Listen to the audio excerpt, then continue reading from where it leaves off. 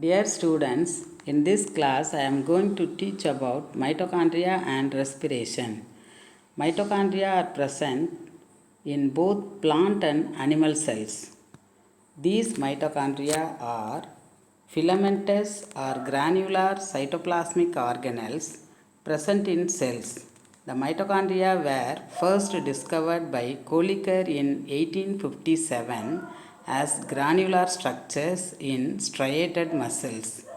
The definition for mitochondria. Mitochondria in singular is called as mitochondrion. These are organelles within eukaryotic cells that produce ATP, that is adenosine triphosphate, which form the energy currency of the cell. For this reason, the mitochondria are referred to as the powerhouse of the cell. Then we will see the structure of mitochondria. First one is mitochondrial membranes. It consists of two membranes called inner and outer membrane. Each membrane is 60 to 70 Armstrong thickness. These membranes contains enzymes, proteins and lipids. It has porine molecules, that is protein molecules, which form channels for passage of molecules through it. The inner mitochondrial membrane is semi-permeable membrane. Semi-permeable means it allows only the selected particles to enter into it. The next part is cristae. The cristae are present on the inner mitochondrial membrane. That is actually this mitochondrial inner membrane gives rise to finger-like projections called cristae. In singular, this is called crista. These cristae increase the inner surface area, that is folding in the inner membrane of the mitochondria to hold variety of enzymes. The next part is oxysome. The inner mitochondrial membrane bear minute, regularly spaced tennis racket shaped particles known as oxysomes. That is F1 particle. They involve in ATP synthesis. Here you can see the picture. This oxysome is attached on the inner membrane cristae. It has a stalk and at the tip you can see the F1 particle. The next part is mitochondrial matrix. This is actually the space within the mitochondrial membrane is called mitochondrial matrix. It is a complex mixture of proteins and lipids. Matrix contains enzymes for Krebs cycle, mitochondrial ribosomes, tRNAs and mitochondrial DNA. These are all the part of mitochondria. Then we see the functions of mitochondria. Mitochondria is the main organelle of the cell respiration. This produce a large number of ATP molecules. So they are called as powerhouses of the cell or ATP factory of the cell. This mitochondria helps the cells to maintain normal concentration of calcium ions. It regulates the metabolic activity of the cell. These are all the functions of mitochondria.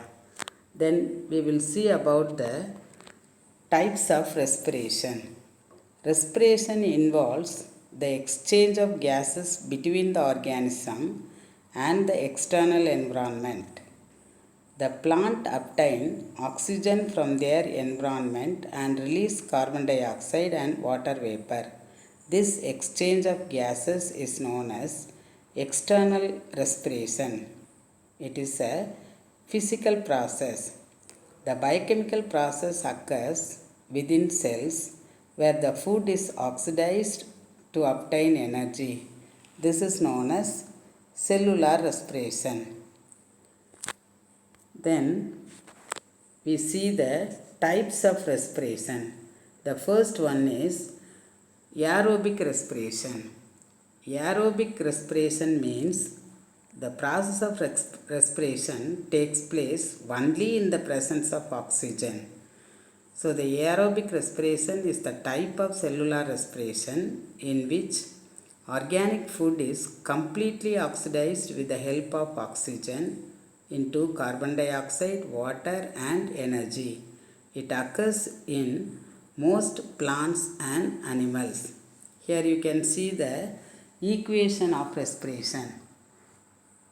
That is, glucose plus oxygen gives rise to carbon dioxide, water and ATP. C6H12O6 plus O2 gives carbon dioxide, water and ATP as energy. This aerobic respiration has 3 stages. The first stage is glycolysis. Glycolysis means the splitting of glucose molecules. Glucose means glyco, splitting means lysis. It is the breakdown of one molecule of glucose, that is 6-carbon compound, into 2 molecules of pyruvic acid. Pyruvic acid is the 3-carbon compound. Glycolysis takes place in cytoplasm of the cell. It is the first step of both aerobic and anaerobic respiration. Actually, these 3 stages of glycolysis, Krebs cycle, electron transport chain, out of these 3 stages, the glycolysis takes place in the cytoplasm of the cell. Here, pyruvic acid is produced. This pyruvic acid is enter into the next stage, Krebs cycle. This cycle occurs in mitochondrial matrix. At the end of glycolysis, 2 molecules of pyruvic acid enter into mitochondria. The oxidation of pyruvic acid into carbon dioxide and water takes place through this cycle. It is also called tricarboxylic acid cycle. In simple, it is called as TCA cycle. The third stage is electron transport chain. This is accomplished through a system of electron carrier complex called electron transport chain located on the inner membrane of the mitochondria.